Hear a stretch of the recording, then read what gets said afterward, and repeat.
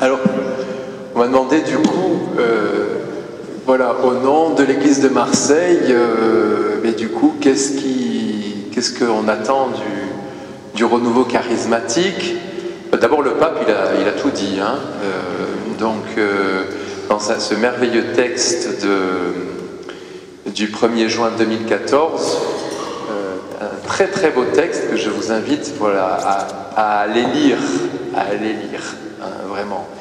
Mais ce que vraiment, enfin moi je vous invite à vivre tout d'abord, mais c'est d'être vous-même, voilà, et que le renouveau charismatique soit ce qu'il est, quoi, hein, enfin ce qui notamment a déployé depuis 1967.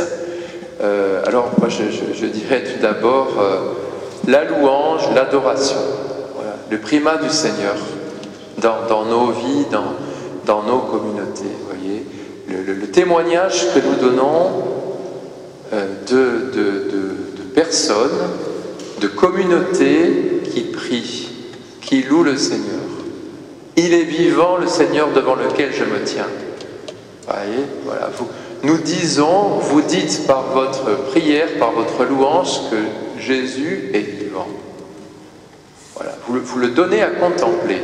Et combien aussi dans les catéchuménats, des personnes qui se préparent au baptême, à la confirmation, combien disent qu'ils ont été touchés par des personnes qui prient, voire des personnes qui prient. Voilà, ça c'est le sacré témoignage, Et du coup aussi, dans un témoignage joyeux, voyez, un témoignage joyeux. Voilà. Il est vivant, il est ressuscité, il a vaincu la mort. Son esprit est à l'œuvre aujourd'hui dans nos vies. Alors ça, voilà, ça c'est un grand cadeau que nous pouvons faire à toute l'Église, que vous pouvez faire à toute l'Église, et qui est déjà, voilà, parce que les frontières, elles sont complètement poreuses, heureusement, parce que c'est pas un mouvement, le renouveau charismatique, c'est un élan, c'est un courant de grâce, vous voyez, un courant de grâce. Alors peut-être vous appartenez à des groupes de prière, des communautés particulières, mais c'est pas réservé à ces groupes ou ces communautés, c'est donné à toute l'Église. Mais c'est vrai qu'il vous est donné la responsabilité de le vivre à fond. Vous voyez, c'est comme tous les charismes dans l'Église.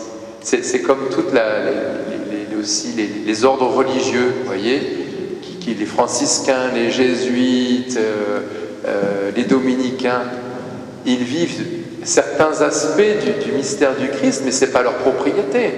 C'est pour toute l'Église. C'est pour toute l'Église. Seulement, il leur est donné de l'incarner, voilà, de le manifester. Mais pour le service, pour le bien de toute l'Église. Voilà. Alors, vivez pleinement cela.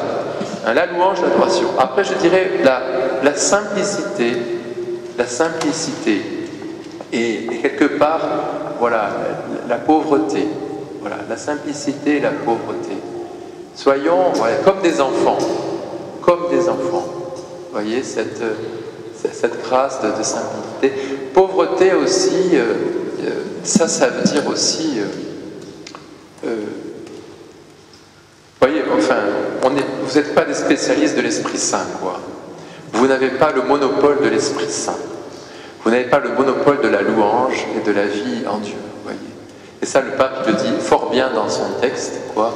N'enfermez pas l'Esprit Saint. Parce que...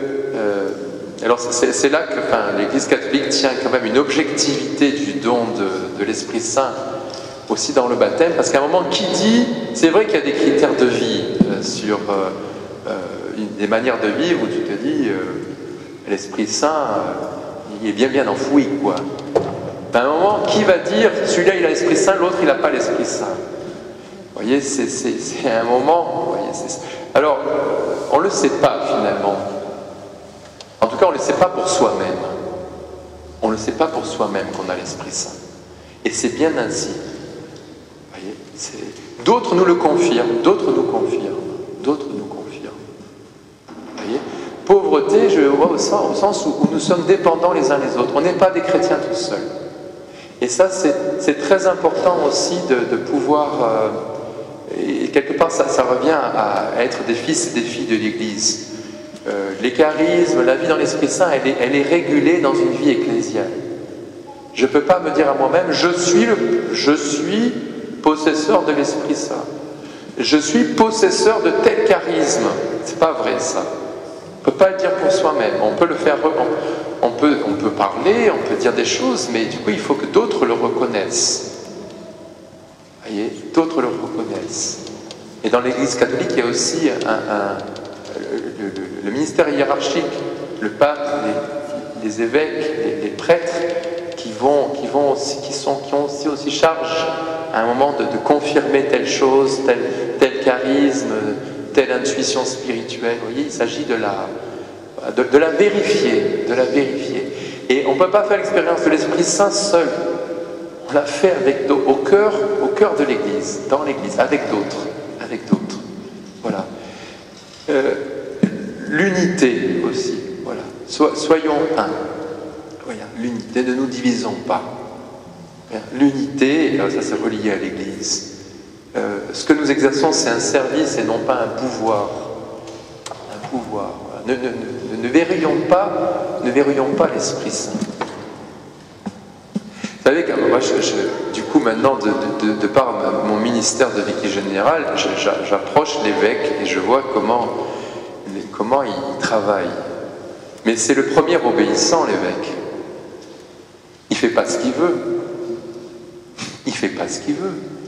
Il est le premier à obéir à la parole de Dieu. À ses frères évêques, au pape, et à ses frères prêtres aussi, et à l'Esprit Saint. Sa mission, c'est de discerner ce que fait l'Esprit Saint dans telle communauté, dans telle personne.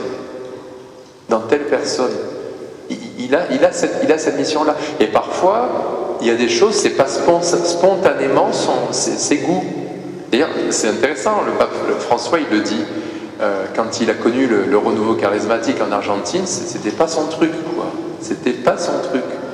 Et il dit, qu'est-ce que c'est ces illuminés, là voilà. Il y a des récits cocasses aussi de Monseigneur Kofi, qui a été très important pour le renouveau en France.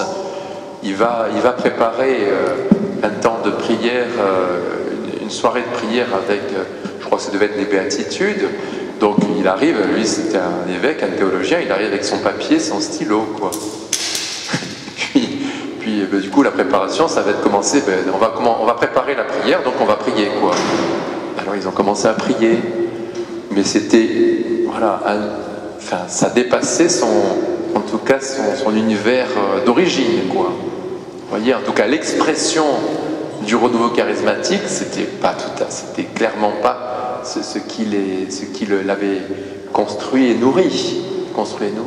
Et pourtant, vous voyez, ces hommes-là, capables de reconnaître et d'obéir, quoi. Ils ont fait leur travail de confirmation. Qu'est-ce que je veux dire encore ? Cette bonne nouvelle que vous avez reçue, que nous avons reçue, cette joie de se savoir aimé du Christ, il s'agit de la partager. Voilà. Et du coup, allez proclamer la bonne nouvelle. Proclamer. Voilà. En dernier lieu, finalement, c'est vrai que Frédéric a retracé un peu l'histoire du renouveau et du renouveau en France. C'est vrai que c'était regardé par beaucoup de membres de l'Église catholique en France avec des gros yeux comme un truc.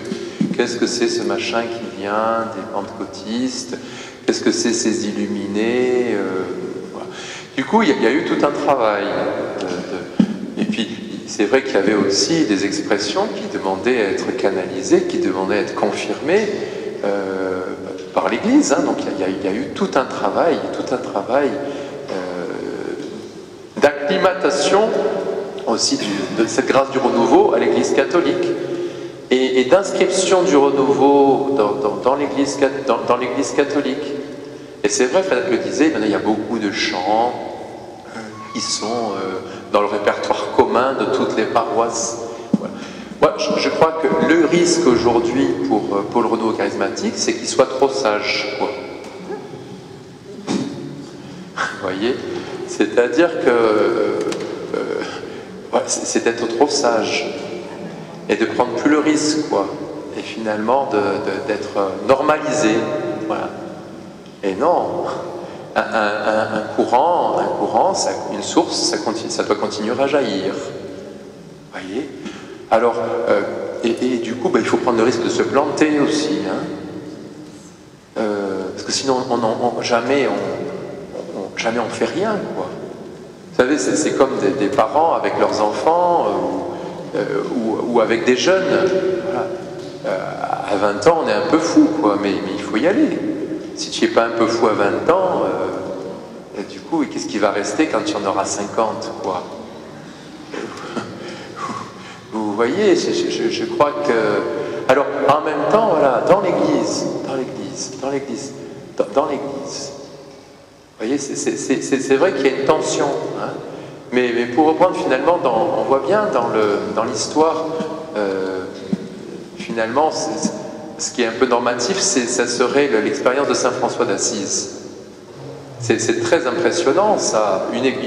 Une époque où il arrive, au XIIIe siècle, l'Église est assez sclérosée, très comment dire, enfermée dans l'ordre féodal, avec des grands ordres religieux très puissants, très riches, très liés à la terre, un monde féodal.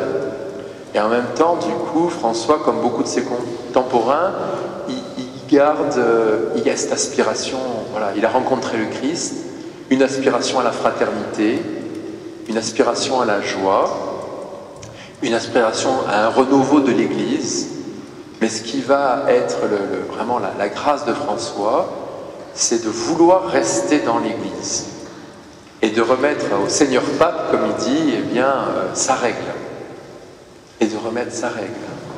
Et vous savez ce qui a précédé la rencontre de François avec le pape, Urbain, je ne sais plus combien, le pape, la veille de la rencontre avec François, rêve d'un petit homme là qui est en train avec sa main de soutenir la basilique Saint-Jean du Latran, qui est la cathédrale du diocèse de Rome, qui est en train de s'effondrer. Voilà. Et le lendemain, en fait, au cœur de la foule, François, on ne l'a pas trop laissé s'approcher, et finalement le pape le reconnaît et le fait appeler. Voilà. Et le pape va recouvrir, va reconnaître, vous voyez, reconnaître François, reconnaître ce que porte François. Et c'est évident que ce qu'a apporté François et puis Dominique dans l'Église au Moyen-Âge est spectaculaire, enfin, était une grâce inouïe de renouvellement, quoi, de réforme, de conversion, mais tout en restant dans l'Église. Il y en a combien qui ont vécu ce type de mouvement en dehors de l'Église, qui sont sortis de l'Église catholique. Voyez. Voilà, en dernier lieu, peut-être, il y a cette dimension écuménique dont vous parliez, voilà, qui est aussi fondamentale.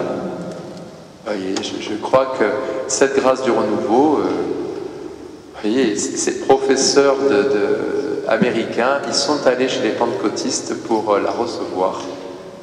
Ils ont osé recevoir la prière de frères qui n'étaient pas catholiques. Le cardinal Bergoglio, en Argentine aussi, a demandé la prière à des pasteurs protestants, quoi. Il a reçu, et ça, vous voyez, faut pas en avoir peur, quoi. Au contraire. Ça ne veut pas dire que tout est pareil. Ça ne veut pas dire qu'on est dans une espèce de bouillie syncrétiste. C'est pas ça. Mais en même temps, reconnaître ce que l'Esprit de Dieu fait dans le cœur de nos frères en Christ. Et puis du coup, recevoir de l'Esprit Saint la force de témoigner ensemble du Christ. Parce que, et ça je terminerai par là, je crois que, vous voyez, nos divisions, c'est-à-dire tant à l'intérieur de l'Église catholique que nos divisions entre églises sont un des obstacles majeurs à l'évangélisation et sont une contradiction fondamentale avec ce qu'a été la prière du Christ, priant donc la veille de sa passion pour qu'il soit un, comme le Père et lui sont un dans l'Esprit Saint. Voilà. Alors merci de ce que vous êtes et allez-y.